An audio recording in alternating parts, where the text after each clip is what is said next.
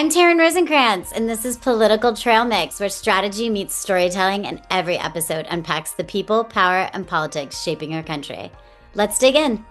I'm Taryn Rosenkrantz, and I'm so excited to have Kelly Burton here with me today. Kelly and I used to work together at the DCCC, which is the Democratic Congressional Campaign Committee, and the House campaign arm to help elect more Democrats to take over the majority for the House. And I'm so excited to have a conversation with her, as I've been having conversations with Democratic operatives across the country. Now, next time, I promise, we're going to do this in person with wine or coffee or candy. I don't know, something that is a little more fun than us sitting in our offices.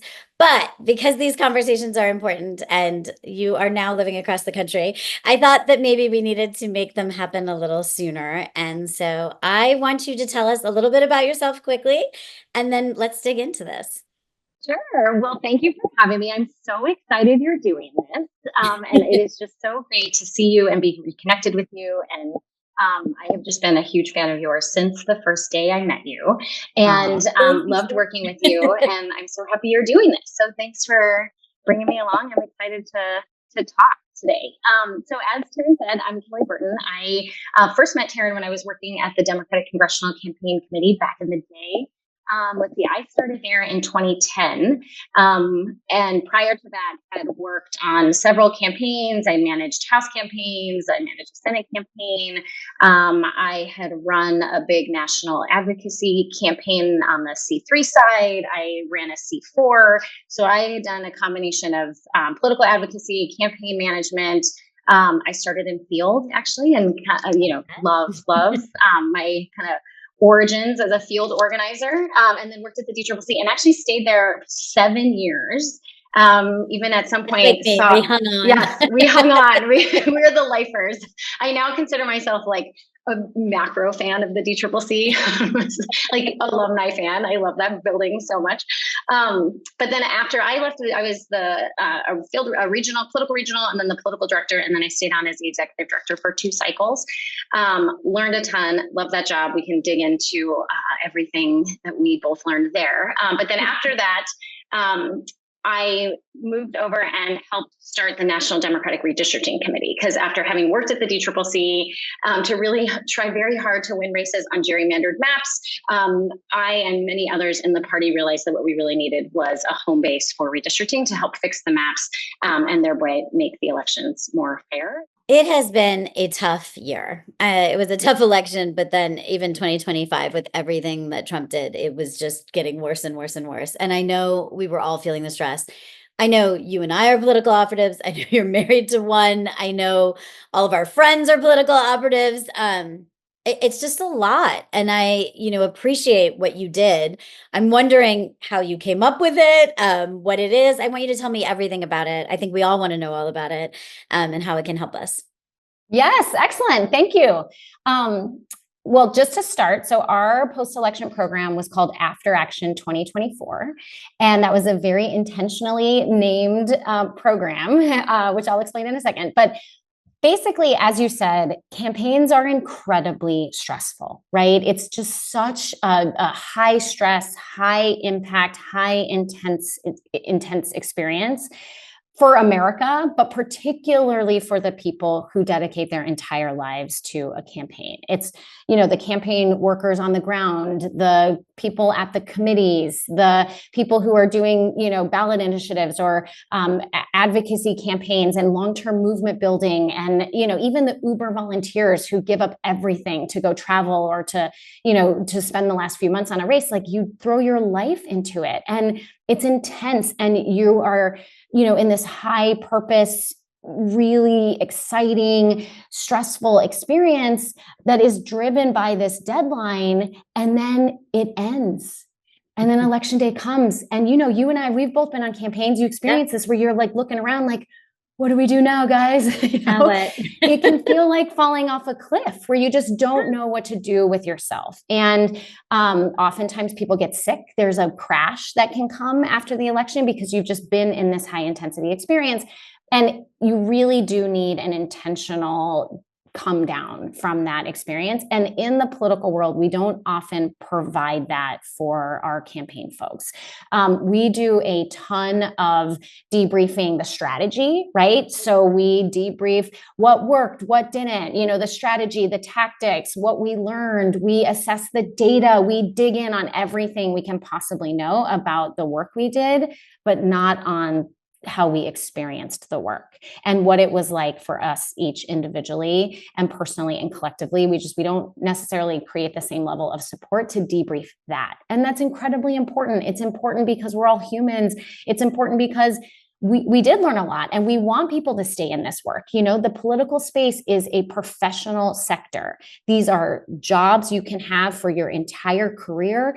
This is a really, really important sector. I call it the beating heart of democracy. Campaign operatives are the beating heart of democracy. We are what keeps it pumping. We are what keeps it working. We are the link between the folks who are making really important decisions in these elected positions and the voters who choose them.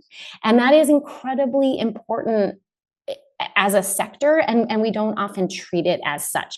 And in these other high stress sectors, like the healthcare sector or the military or education, or just these service sectors where we're doing a lot to serve and it's very intense and stressful, there is now a lot of intentional work happening to bring the research-based practices that we know about how to handle burnout, how to handle stress, how to leverage your breathing, how to reset your nervous system. There's so much science now, and we don't necessarily bring it to our people in the same way that other sectors are being serviced. So that's what we wanted to do with After Action, and we called it After Action because, as you may remember, at the DCCC, I was hoping you were going to tell people. Yes, little known secret that when we did all those post-election debriefs, we called them After Actions. So you did 1 million After Action reports about every district, about all the different pieces of our work. So we intentionally called this program After Action 2024, but the asset that we were debriefing was ourselves, and really creating space and a structured program that's based in research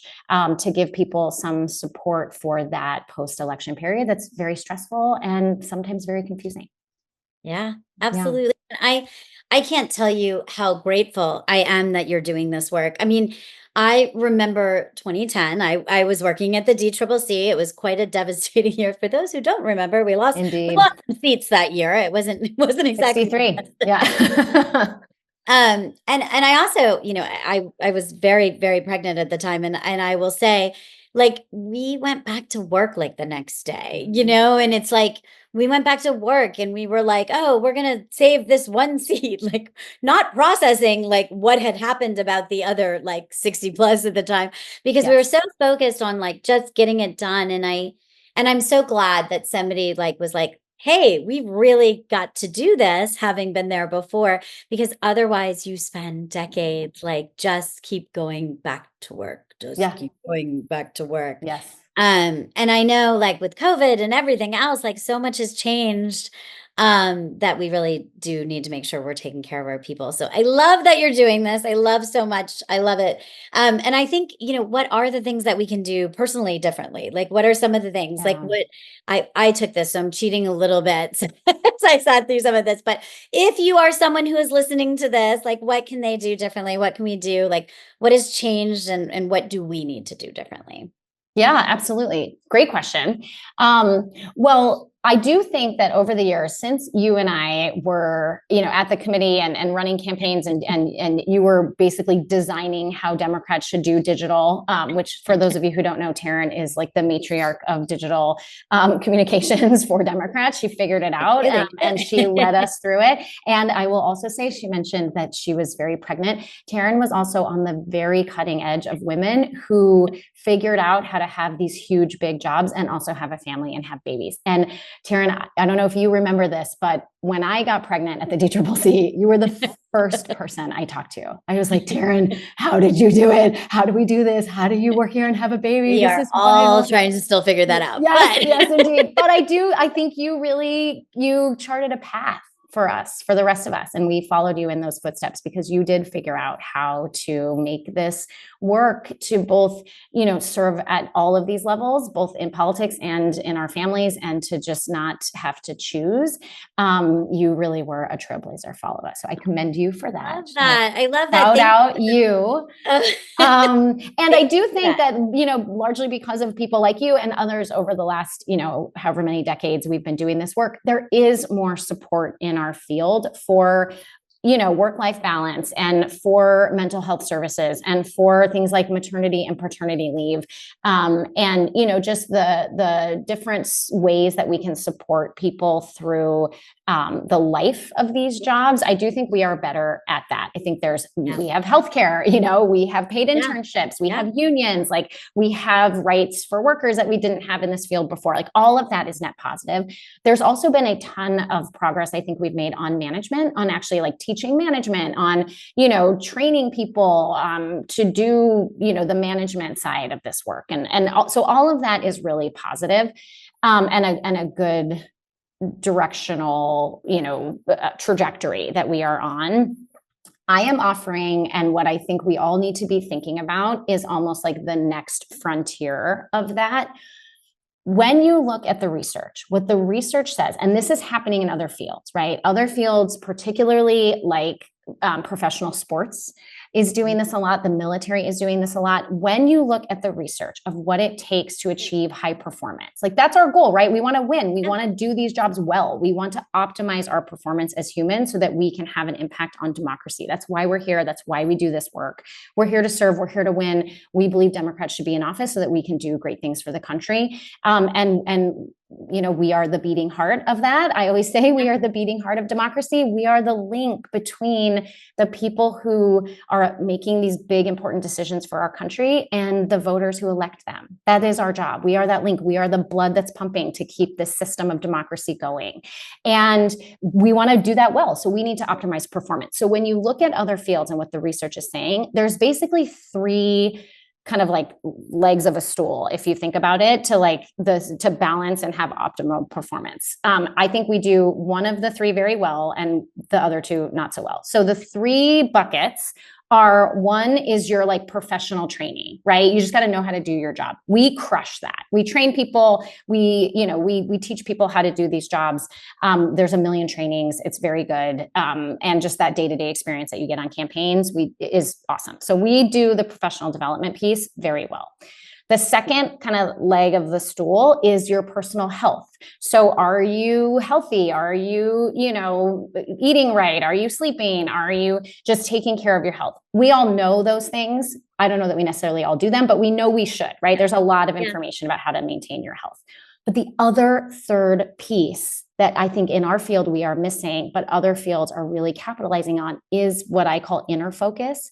It is like, what are you doing to regulate your body and to maintain your nervous system in a healthy way so you're making good decisions and you're not in fight or flight. You are actually making decisions in your rational thinking brain. That takes practice. In the same way that you get stronger by going to the gym, you build your inner focus, you build your inner resilience through practice. And that is a new frontier of support that I think we need to provide to campaign operatives. And so I think that's part of what we were doing with After Action. I think that's part of what we need to be doing more and more of, in addition to the growth and development that we've made on mental health services, on, the different ways to kind of support the work experience of people in this field, which is great. I think we also can do more to support that inner experience and training and practice that people need to actually achieve resilience and make it through an entire cycle in these high stress jobs. Well, because that getting out of fight or flight is how you move past this grief in a November election. Like, it's how you move past the grief of any election, to be quite honest. Yes. But otherwise, you spend decades, which I may say myself, I might be a little guilty. You spend decades of being in crisis mode, right? It's like one thing after another. Yes. And you stay at the DCCC for 7 years, and then you may go start your own business for 15, right? And just like wake up one day and be like, wow, I've been in crisis mode for over 20 years. Yes. Of it's just one campaign to the next, right? Yes. It starts to all blur together. 100%. And the impact that is having on your body is real. right? Oh, The impact that you are putting. I feel it. I feel like 100 right now. Yeah, right. Right. And the number Yeah. of people, Taryn, that I have talked to since I have, moved into this really intentional field of learning about this and getting, certified and all of the things and becoming a coach and really trying to work with folks on this is the number of people who've gotten sick on campaigns Oh my secretly, gosh. the number of people who crash, the number of people. I have talked to multiple people who secretly went to the hospital, either on a campaign or after. Right here, September 2024, hospitalized with sepsis. With sepsis. That's like a Wild. yeah, right. Why Yeah. are we doing that to ourselves? And we don't Yeah. need to. That's the thing. Like, there are practices that you can incorporate into your life that it doesn't solve everything. We're not going to make these jobs less stressful, but you can help it not send you to the hospital, Right. Yes. It doesn't have to be that way. And truthfully, it's this idea, which I think is really, really important. And I love that, of the three sort of pillars, or the three-legged stool is how I think you said it. Three-legged Pillars stool. is better. Yeah. Yeah. That's okay. Either way. But it's the idea. Well, the three-legged stool supports supports you. It's holding you. Right? Exactly. Like it's holding you. Exactly. And that to me is such a change, right? But going back for a second, and not just because you complimented me, but going back to about saying, like, leading the way and the sort of, of women and being there. I do think part of this, though, is we needed to model that behavior. So what I love is that this program is here. So we are not just teaching ourselves, but we're modeling that behavior for the future, because part of why I tried to help others was because there was only one mom there at the D trip at the time, like Jackie Forte McKay, who I shared an office with. There was one mom there, and she didn't have little kids. She had a little bit older kids, but there wasn't there was single people, and young people. And I was like, okay, well, she's here and she has two kids. It's Somehow it works. Maybe I can have one kid, but will I right. make it with two? And the second kid was like, all right, now I have a second kid. Can I do this with two? And then I'm like, well, Jackie's here. She has two. It's but I wanted to be able to tell people, you can do it. Here's how I did it. And so if we pass this on and we model that for others, it does help. And it was immediately oh, here's what I did, and here's how I can do it, and here's a tip, and here's a trick. And if this is a program, and this is a way we can do this to get out of fight or flight, isn't that wonderful? So yes, love that. Love that. I'll also, just going back to something you said earlier about how stressful it can be in these jobs, especially when you do them over and over again without taking a beat and without, reflecting or without pausing. That is even worse now with Donald Trump, right? Because that's his jam. This is what he wants to do. He wants to create stress. He wants to distract. He wants to, have everybody that in reactive mode. Because like you said, then it's a distraction, and then he can sort of get away with the things he is really doing to, consolidate power, et cetera. So I also think that strategically, this becomes really important right now, because all of us, Democrats, Republicans, just the American people, we have to, as I tell my daughter, keep our heads. We have to keep our heads. Yeah. We have to be able to control our own reactions so that we are responding and not reacting. And that's what these practices do. So if you go to afteraction2024.com, you actually can access everything we did for the program. It was a 5-week program. It ended in mid-December, but all of the videos, all of the practices, all of the journal prompts, all the Zoom sessions that we did, it's all still online. And folks can go on there, and if you need to find balance, there's this awesome kind of thread about how to find balance in life, done by one of our partners, Mente, in the program. There's really great breathing techniques. There's an awesome presentation from Emily Parcell about how to identify burnout. There's just these tools that you can access, and at the end of the day, what they do is they help us regulate our nervous system so that we can respond and not react. And that is going to make us smarter. It's going to make us better. It's going to help us make better strategic decisions. And it's going to keep us in this work so that we are actually resilient and we can push through and continue the fight and continue to show up every day, even in the face of this relentless triggering that we are experiencing all the time. Yes. I love that. And I think it's so important. And that was that we are doing the things, like making the time for the things, making the time to have the beat, making the time to really reflect, to your point, and making sure that we're going back. And like, what's great is that there's no time limit on this. Like you can go back and look at these things now because they still are important and it's still important to do it. And there's no timeline on grief. I tell people that all the time. Like you might still be feeling it and you might still be doing it. One thing we say at my company all the time is I'm like, and that not that any of our clients would ever do this, but don't get on the roller coaster. And really, it goes to your employer, it goes to your employees, it goes to your coworkers, it goes to your family members or siblings, whatever it is. But don't get on the roller coaster. And I've like say that about Trump all the time too, but don't get on the roller coaster, which is keeping your head. Like so true. Because if you don't get on the roller coaster, you can, yes, you might miss out on a few highs, but it's really not worth the lows either. But it's the long game. You play the long game and then you can make it and then you don't burn out. Yeah, absolutely. You're just going to be able to have a little bit more of that. I kind of want to just get into a few other things. Sure. I want to talk a little bit about sort of, I think people are feeling hopeless right now. So I want to talk a little positivity here and get your political side of your brain for a second and just say, we did have some success, last cycle. So I've been kind of talking to different folks and sort of getting, we are potentially close to a House majority. And when you were the DCCC, there was some tough times, but also some victorious ones. And so I'm wondering what you think might be some recipes for success for them, or one thing that you think might be a good sign, a little hopefulness here, or one thing that might be able to make a difference. So any advice that you might give to folks that are working on these things, or anything that might be that you would see as a good sign there?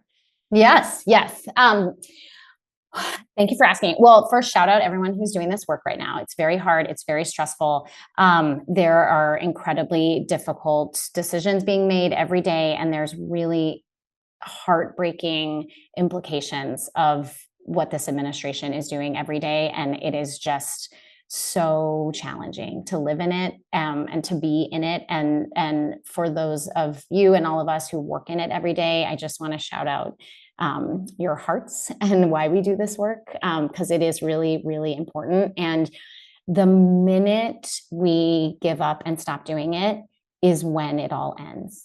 Right? Like it is the exhausting reality of democracy that you have to do democracy to save democracy.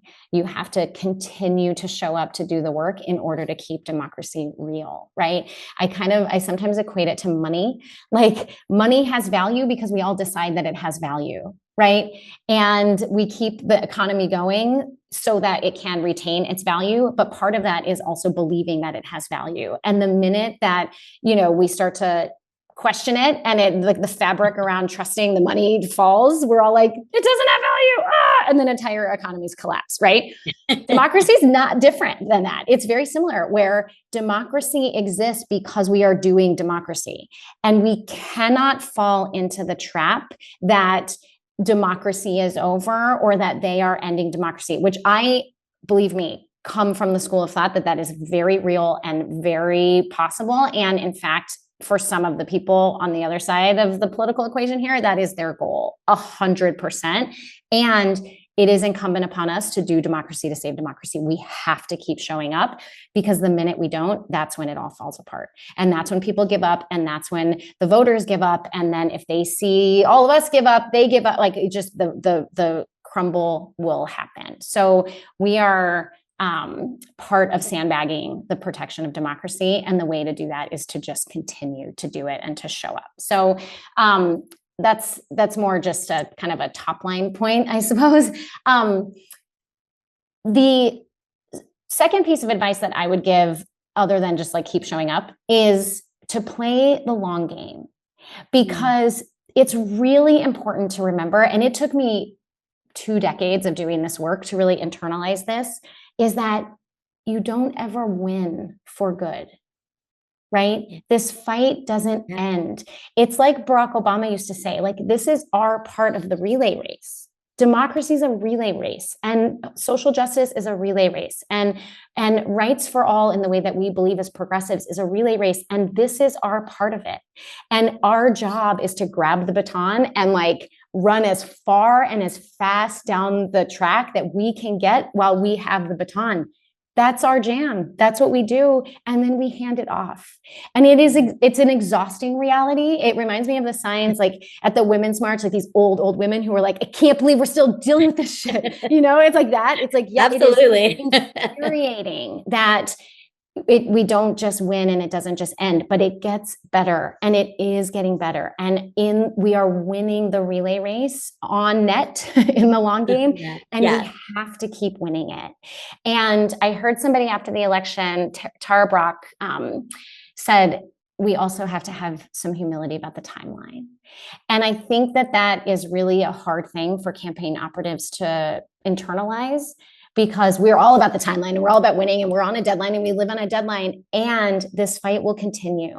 And so do the best you can with the time that you have and maximize it, but know that it's a long game and you're running a relay race, and run it hard, but it's going to exist beyond you too. And our job is to leave it better. And that's what we're doing. And my third thing, maybe to your point, Taryn, about hope and positivity. Yeah. Well, the voters are with us. They are with us. Yeah. You can see it in the data. I do. We have won every election so far, right? They are going to do what they always do, and they're going to push it too far. And America is going to do its thing. And it's going to say, no, too far, too far. We're not that. We don't do that. They don't like too far in any direction. On any direction. Right. In any direction. Yeah. Yes. And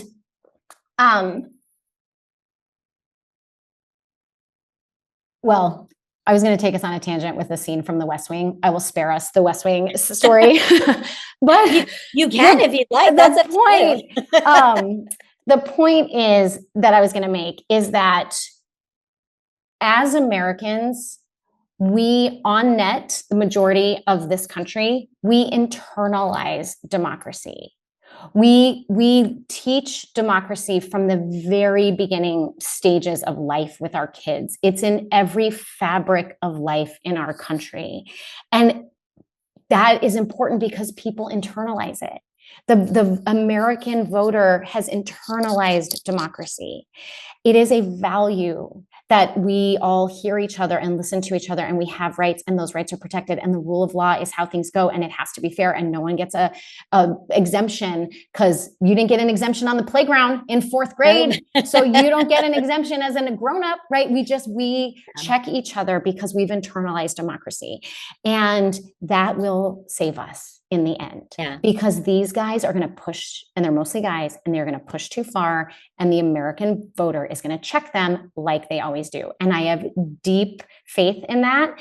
And we're already starting to see it in the data, in the fact that we've won every election so far. So keep pushing, show up to do democracy. 2026 seems like a lifetime away from right now, but it is our next frontier. We got to do democracy to save democracy. You got to stay in the fight. You got to show up. You got to play the long game. You got to have these tools of resilience so you can make it. And you have to have faith in the American voter.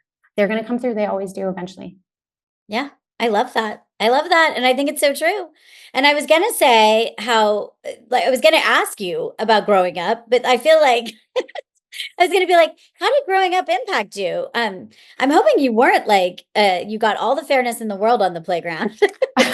Opposite. I was sensing that. I mean, as a girl that is only 5 feet, you can imagine that I'm sure you had a lot to say. Not have had all the fairness in the world on the playground, but yes. But I did wonder, and like where you grew up and how, like, was this something like that pushed you to be in politics? Like, how did this bring you to where you are and the passion about doing the work? And I'm just curious. Like, I always like to hear people's origin stories, and so basically that's what I'm asking. Sure.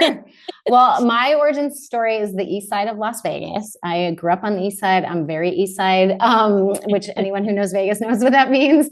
I grew up in a very kind of, lower middle class working family, in a very diverse neighborhood on the east side of Las Vegas. No one I knew was political. I lived in a community where people were working to survive, and you knew that you had to work. That was the jam. Everybody worked, everybody had a job.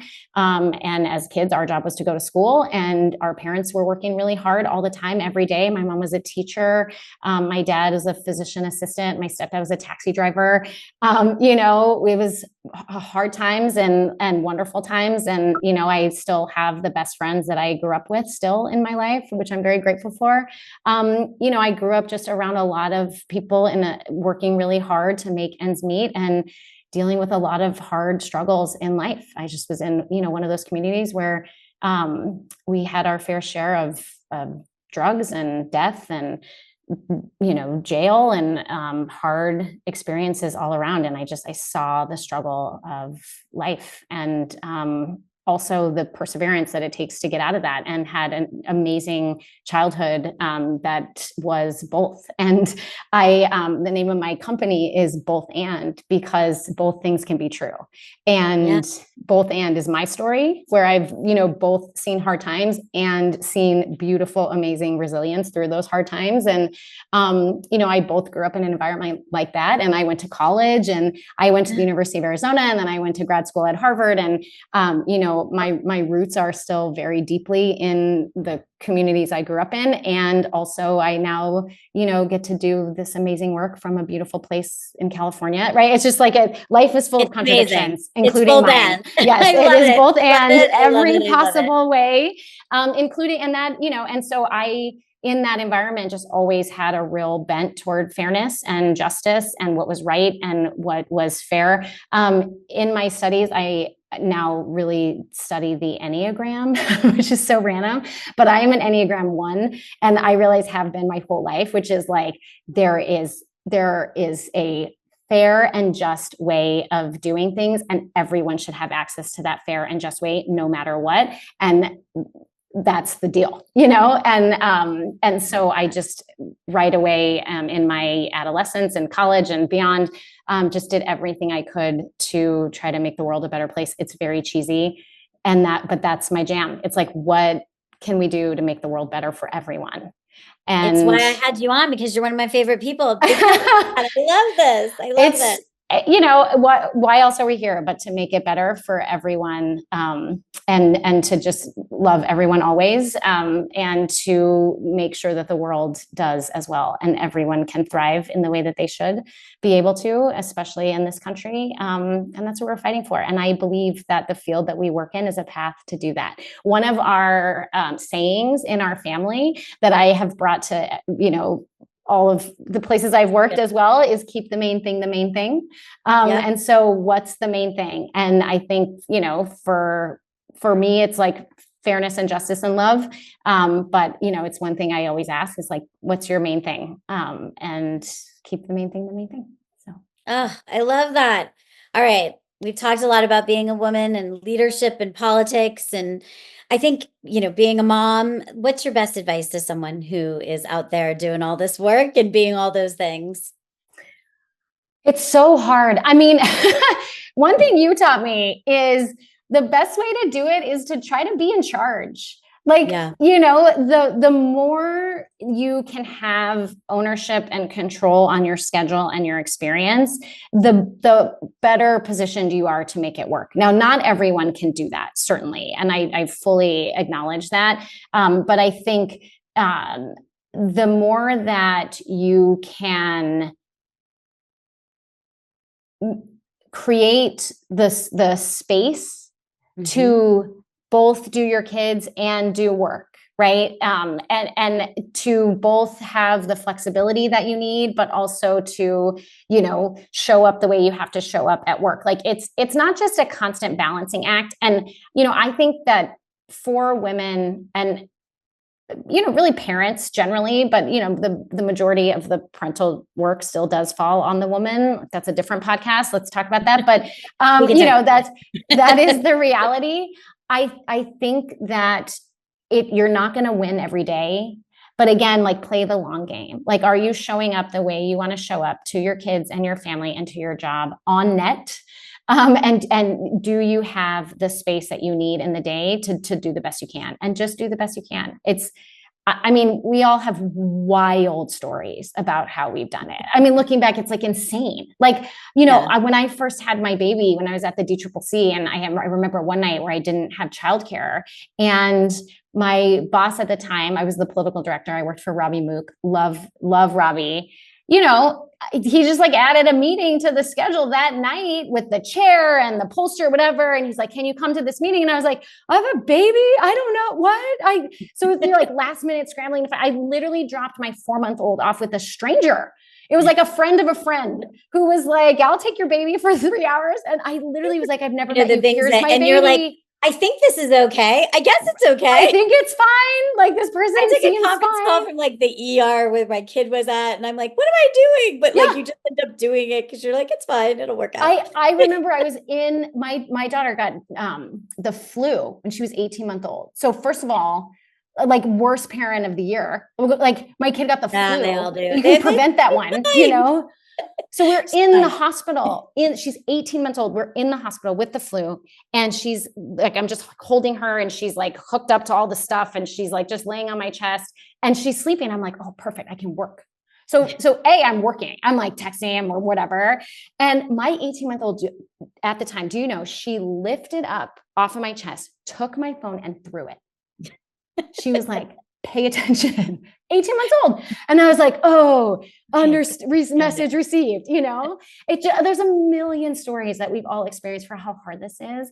And you just do the best you can every day. And to the extent that you can create the flexibility that you need to make it work, try with your job, try with your boss. That doesn't mean that you don't show up.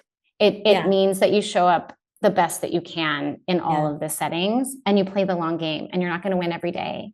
That's what I tell people that all the time. I'm like, you're just going to try your best. And some days you win and some days you just don't. Yeah. That's okay. And then you try again tomorrow. Yes. Exactly. You just fine. Do some deep breathing, like try some breathing exercise. I'm not kidding. I mean, honestly, mindfulness meditation has saved me in this. Yeah. So many times. So many times. Yeah. And talking to others, because everybody's going through it. Secretly, everyone's going through it. All right. I'm going to ask you to leave me with a prediction of the 26 midterms. And then I will set you free to go live your life and do some deep breathing and do the best at both and motherhood and everything else. But I do want a prediction for the 26 midterms. I predict we win the House for sure. Okay. I predict that we have a ton of down ballot wins around the country. I predict that Democrats get real momentum leading up to the election. And with the election, I predict that Americans are fed up by then and they use the 2026 election to put their foot down. And it is our job to facilitate that from now until it happens. Every day, just keep showing up and facilitate that drumbeat, but it will happen because they are going too far and the American voter will check them. And we just have to keep chipping away and doing our job to ladder up to that, but keep doing it because I think we're going to crush the midterms. That's my prediction. I love it. Well, thank you so much for coming on. Thank you for doing this. Thank you for having me. Me too. And I'm so happy the world is hearing more of your voice. It's good for all of us. And I'm proud of you for doing this. I'm so happy that you're doing it. I can't wait to be a avid listener, and thank you for having me join you. It's just so good to see you and talk with you. Thanks for listening to Political TrailMix. Make sure to follow and review wherever you get your podcasts, and stay connected with me on Instagram and YouTube. Let's keep this conversation going.